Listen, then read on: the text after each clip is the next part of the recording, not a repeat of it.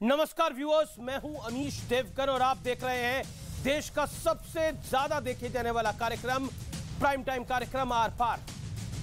LIC डूब रही है, स्टेट बैंक ऑफ इंडिया का पैसा डूब गया है, बैंक कंगाल हो रहे हैं, देश में बहुत बड़ा आर्थिक घोटाला हो गया है।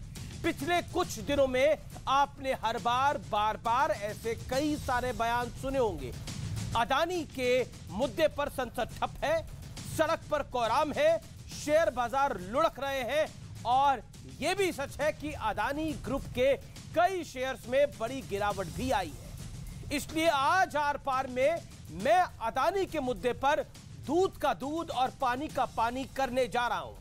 आज सिर्फ तथ्यों पर बात होगी, आंकड़ों पर चर्चा होगी, क्योंकि मुद्दा सिर्फ एक कंपनी का नहीं है। अदानी के बहाने रेगुलेटरी एजेंसीज पर सवाल उठाए जा रहे हैं, जो कि देश के लिए कतई ठीक नहीं है। भारत विश्व की 5वीं सबसे बड़ी अर्थव्यवस्था है। दुनिया की तमाम कंपनियां यहां करोड़ों अरबों का निवेश करती है, जिससे आपको नौकरियां मिलती हैं, घर चलते हैं। लेकिन जैसा माहौल पिछले कुछ दिनों में बनाया गया है, क्या उससे विदेशी कंपनियों का भरोसा कम होगा? और आज हिडनबर्ग नाम की उस कंपनी का इतिहास और वर्तमान भी समझना बेहद आवश्यक ही है, जिसकी रिपोर्ट के बाद अदानी पर यह संग्राम देश में शुरू हो गया। और प्रश्न यह भी है कि कहीं हमारे देश का विपक्ष हिडनबर्ग के एजेंडे वाले जाल में फंस तो नहीं गया है, क्योंकि इस पूरे मामले में विपक्ष को एकजुट होकर सियासत करने का एक बड़ा मौका मिल गया है। और अपने दौर के दिग्गज क्रिकेटर रहे वीरेंद्र सहवाग, जो कि तमाम मुद्दों पर अपनी बेबाकी से राय रखते हैं, उन्होंने कहा है कि भारतीय बाजार के खिलाफ एक सुनियोजित साजिश के तहत हिट जॉब किया जा रहा है। तो आज इन तमाम मुद्दों पर होगी देश की सबसे बड़ी पड़ताल, सबसे बड़ी बहस। संसद से सेंसेक्स तक अदानी पर संग्राम।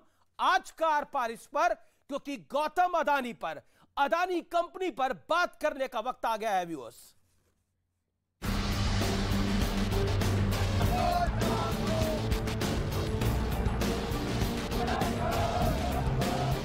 सरकार नहीं चाहती और सरकार डरी हुई है।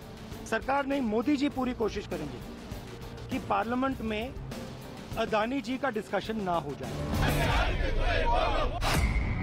संसद में संग्राम। सरकार ने बोला कि सरकार उत्तर के लिए तैयार है।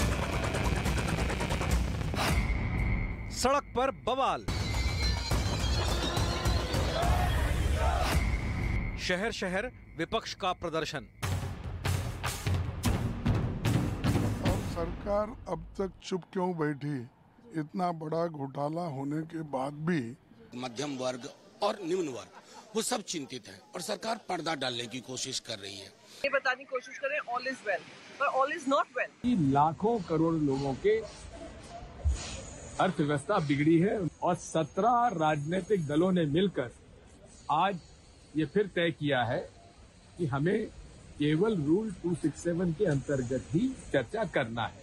जब तक जेपीसी के जरिए जांच नहीं होगी ये चीज आ नहीं सकती, इसलिए हम लोग जेपीसी की मांग कर रहे हैं। अदानी के मुद्दे पर संसद ठप है। इस मुद्दे पर एकजुट हुआ विपक्ष कह रहा है कि एलआईसी का पैसा डूब गया, स्टेट बैंक का पैसा डूब गया। तो सबसे पहले इसी दावे की पड़ताल कर लेते हैं। एलआईसी ने खुद कहा है कि 30 सितंबर 2022 तक उसके पास 41.66 लाख करोड़ रुपए का एसेट अंडर मैनेजमेंट यानी AUM था। इसका सिर्फ 0.976% यानी 1% से भी कम हिस्सा अदानी ग्रुप के शेयरों में निवेश किया गया है। स्टेट बैंक ऑफ इंडिया ने अदानी ग्रुप की कंपनियों को 21,000 करोड़ रुपए का लोन दिया है। स्टेट बैंक के नियमों के तहत जितना कर्ज देने की अनुमति है, ये रकम उसकी आधी है। यानी विपक्ष का दावा तो हवाई लग रहा है। अब इस मुद्दे पर सरकार का पक्ष भी सुन लीजिए। Both SBI and LIC have issued detailed statements, and I know the chairperson, the CMD, has himself come out and explained how they are not overexposed or whatever they said, and also said, look, we are sitting over profits for the exposure that we have. Indian banking sector today is at a comfortable level.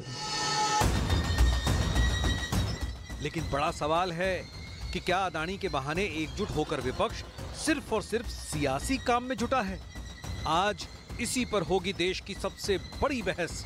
संसद से Sensex तक अदानी पर संग्राम। और अब वक्त है विश्लेषण का, आर पार के सुप्रसिद्ध विश्लेषण का।